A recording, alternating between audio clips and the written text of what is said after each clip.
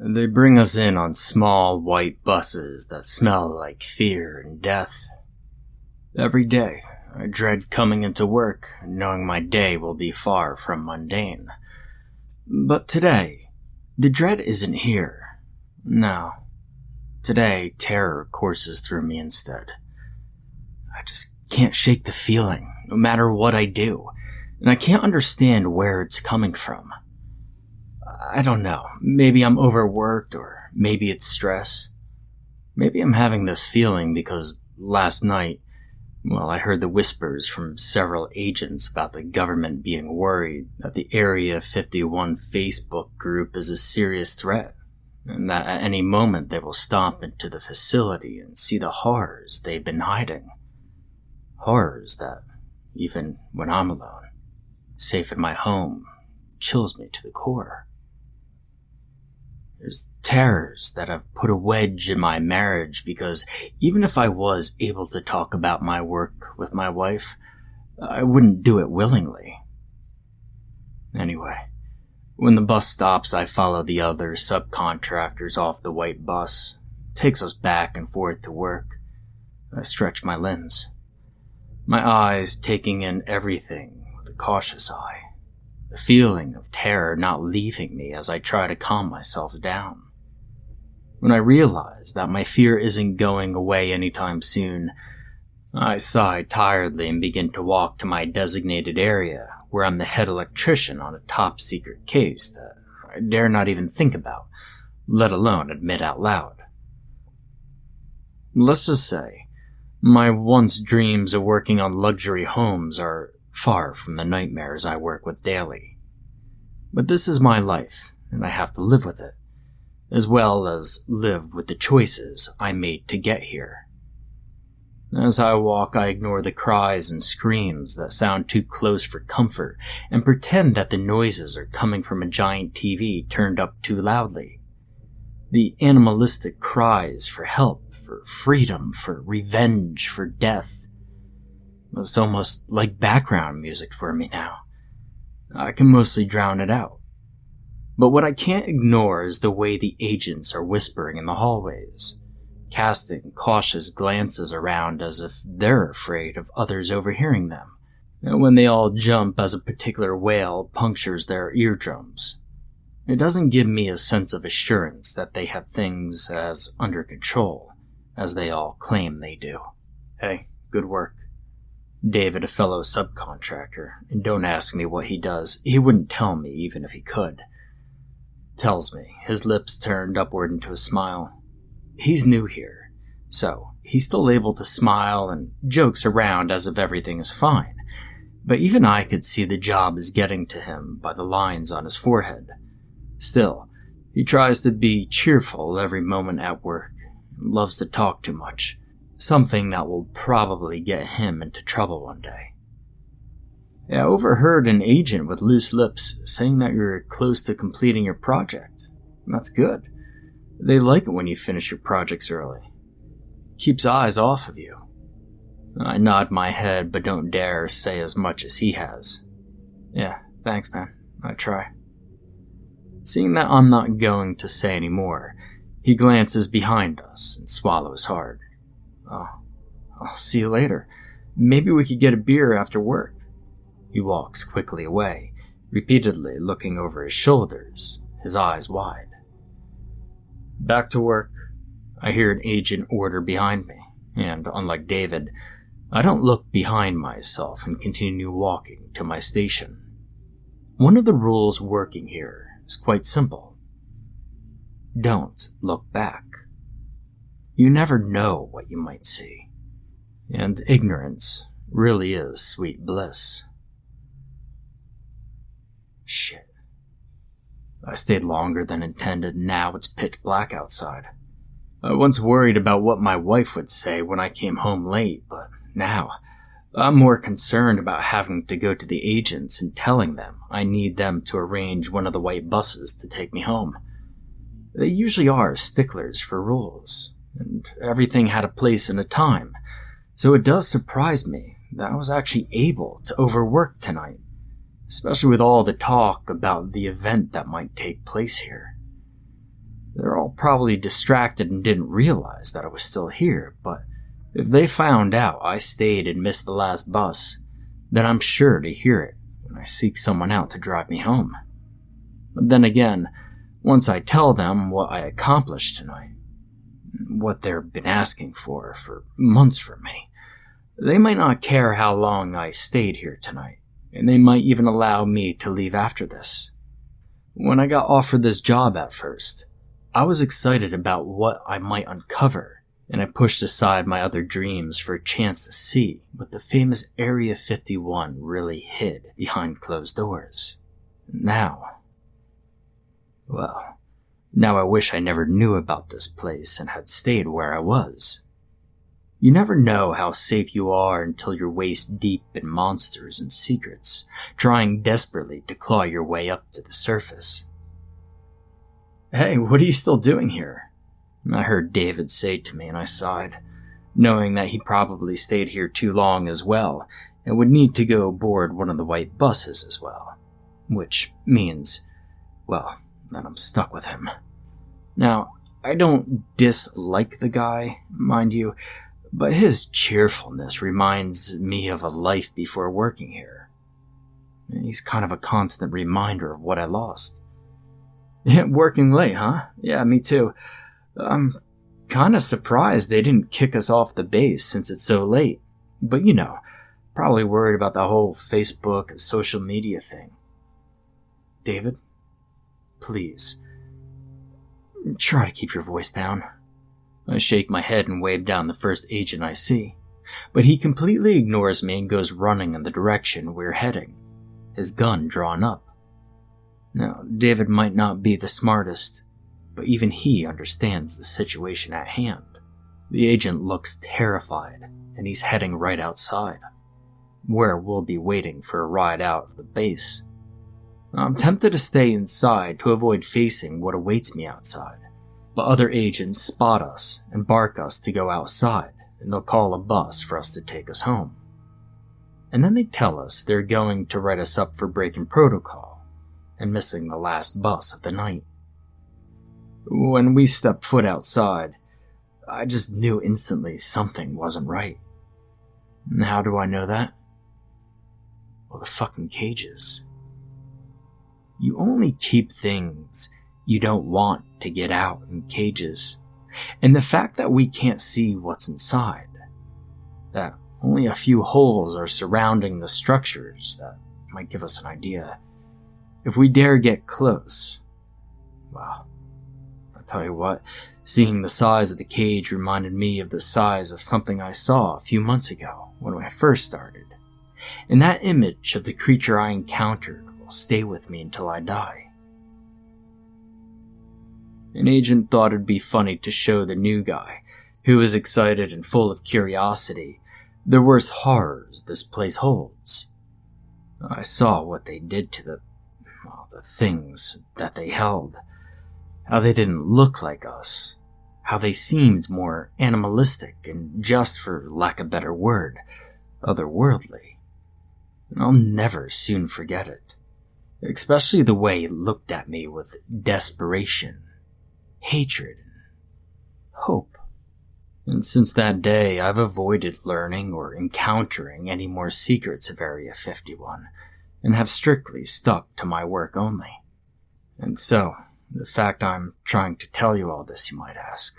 Well, the things I saw being held are around the size of the cages now facing in front of me. Dozens of cages are lined out, with around 10 agents surrounding each. And the looks on the agents' faces are enough to tell me that they, behind their seemingly blank faces, they're as terrified as I am. I should also note that while they're standing near the cages, they're staying very clear of the holes in the cages, and are staying on alert for anything that might happen. But if these things are as terrifying as they're making them seem, why are they out here? Why are they enclosed? And what are they doing with the creatures? Why are they outside where they could have a chance to get into the public? Did they decide to get rid of them in case the public did decide to infiltrate the property? Did they plan to let them go, to see how they'd fare in our civilization, something I highly doubt they'd do, but something I considered regardless. One thing I've learned about people since working here is never assuming you've seen the worst of humankind. Hell, we're capable of anything, and underestimating your fellow human can spell disaster. After watching the men and women in charge a few moments longer, I realized that they're loading the cages into vans, and many of them are driving off their property. And all of this because certain people, many certain people, are threatening to infiltrate a property they have no business coming to. If they only realize what truly lies behind the closed doors. If only they didn't make that event on Facebook, none of this would have been needed. But humans are arrogant and curious creatures by nature.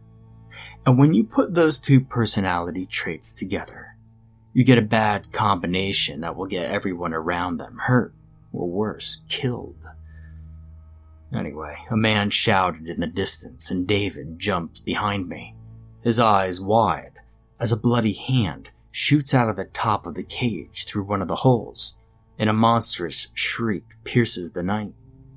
The thing in the cage jumps around, rocking the cage back and forth, and the noises grow louder and louder until I cannot even hear the sound of my own heart beating rapidly over it. And then they shoot into the holes at the creature, probably with a dart of some kind, because there's no way they'd kill one of their experiments, and the sounds of its screaming intermingle with the shots. David is shaking uncontrollably behind me, and I just know that after tonight, he probably won't seek me out again or even talk to anybody. I'll forever be a reminder of this night, the night his nightmares became a reality, and he realized that the monsters in his dreams aren't imaginary. They were just hidden from view. Until now. When the shrieks stop completely, the man closest to the cage makes hand signals to his fellow agents and they stand down, allowing him to make sure the creature is calm and contained. He walks closer, until he's inches from the bars. I can see his eyes are squinted as he tries to see if the thing inside is calm, or still poses a threat to the other men and women there. When he smiles, his eyes seemingly pleased with what he sees. He nods to his agents, and they all relax. He doesn't move away from the cage, but closely watches it, his gun still pointed in the cage, as he might need to use it again. "All clear?"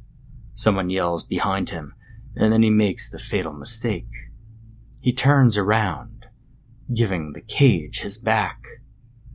And then in an instant, he's gone. The sounds of the bones crunching and blood leaking out of the cage rings out throughout the grounds as the creature pulls the agent's body through the too small hole. I flinched at the noises I'm hearing, but never take my eyes off of the area where the agent was standing just moments ago. Once the last scream rings out and the cage goes deadly silent, another two agents come running over to the cage and stands where the fallen agent once stood.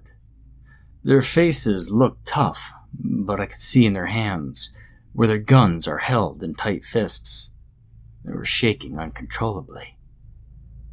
They don't want to take over the position where the last agent stood, but they are loyal to this cause and won't break orders. They will stand there and help load the cage. I just hope they remembered to keep their eyes ahead of them the whole time. "Wait, what just happened?" David wheezes out, and I shake my head. He'll come to the realization in a moment, if not now.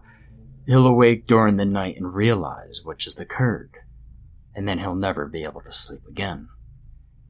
I know I probably won't be able to, even if I wanted to, because, if I sleep, then my eyes will be closed, and I'd never see something coming for me, just like that agent didn't see that thing coming for him.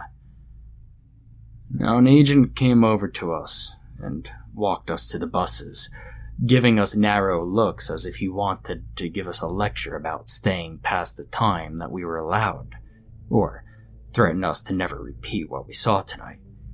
But he must have seen something in our eyes that stopped him from doing either of those things. Instead, he continues to walk us to one of the vacant buses and makes sure we get in before he walks away. He leaves the door open. David, thankfully, doesn't comment on that fact. He just stands in his seat, not looking at me or anything in particular. His eyes, filled with happiness just a few hours ago, are now filled with fear and uncertainty. We sit in the bus. The door is wide open, just waiting for one of those creatures to break free and come onto the bus with us as we wait for an agent to take us home, if we make it home at all tonight. Another cry pierces the night, and I hear more cages shake. It seems that the creatures have woken up. I just pray that the agents dealing with the situation, well, they don't look back. We wait. And when an agent comes onto the bus nearly 2 hours later, David is fast asleep, and I'm feeling on edge. I try to sleep, but my eyes keep going to the bus's doors. I can't get any peace of mind. I keep seeing the older agent's face, just moments before he was ripped violently and horribly from the world and killed in a blink of an eye. Worse though, none of the other agents looked at all surprised at what had happened. The bus's doors close as the agent that's taken us home puts his seatbelt on and puts the AC on in the bus. But before we could move, something smacks against the bus, and we all shake in our seats. The agent in front freezes, his foot pressing firmly on the brake, stopping us from leaving to freedom, and we all hold our breath. David somehow realizes the danger we're in, wakes up, his eyes confused but instantly afraid. Seconds pass, then minutes, and I swear an entire hour passes, but I know it's just my fear talking. When the agent's shoulders relax, I manage to exhale a breath and think through the constant fear, just to scream when the bus tips over to the right and we all go falling over. At first, all I saw was darkness. The lights have all broken, so all I could see is bits and pieces around me from the moonlight above. I test my arms and legs to see if anything is broken, and besides the cuts all over my arms and face from the shattered glass, only my ribs feel tender, thankfully. I might have broken one, but I'm unsure. What I'm sure is that we're in really big trouble, especially since we cannot see in front of us, and we're going off of the small stream of moonlight trickling in. I hear people yelling outside.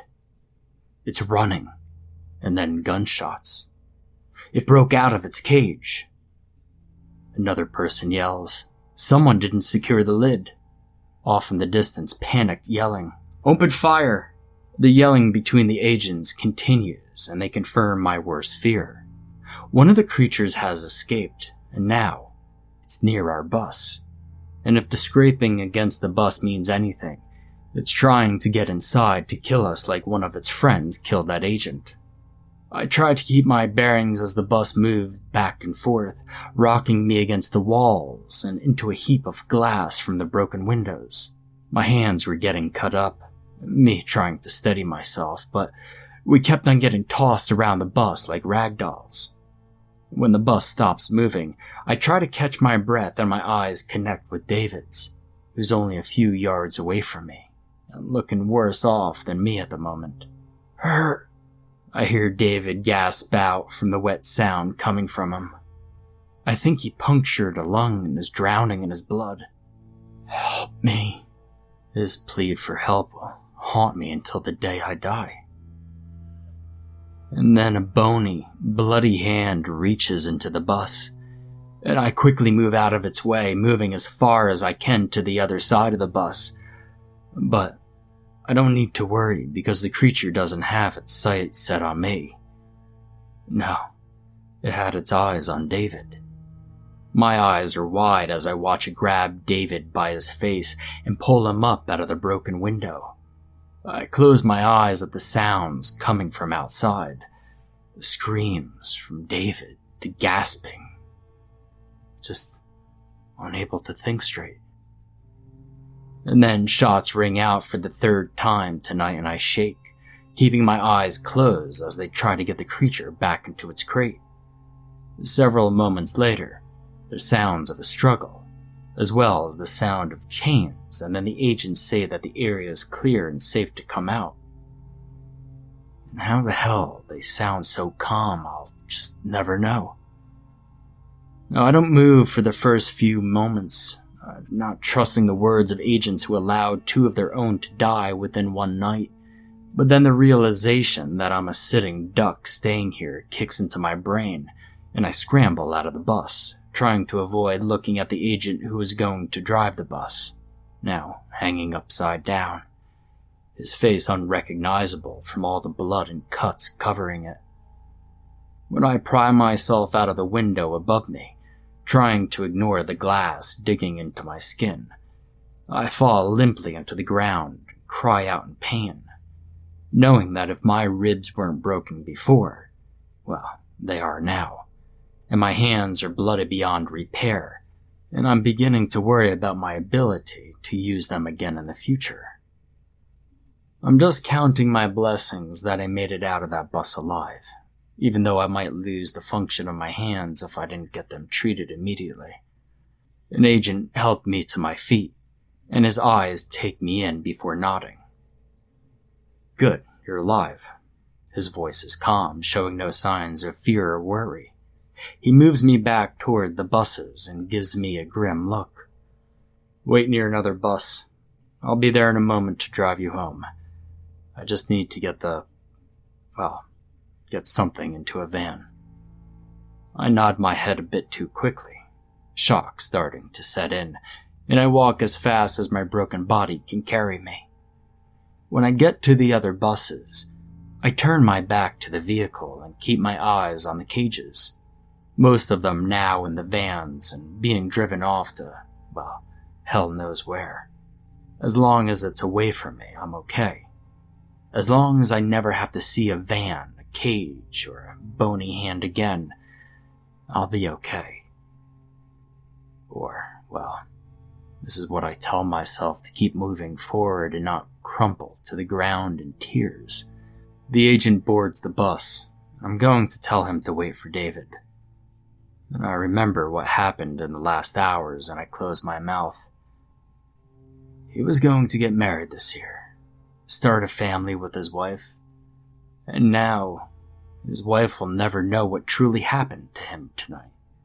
She'll just know that he died sometime after his shift here, and that it'll be unrelated to his job. His death will be covered up, just like the secrets that are constantly being covered up here, and she'll never know. But I will, and I'll have to face that fact every day of my life. I might not have died here tonight, but a part of me, a large part, did, and I'll never be the same.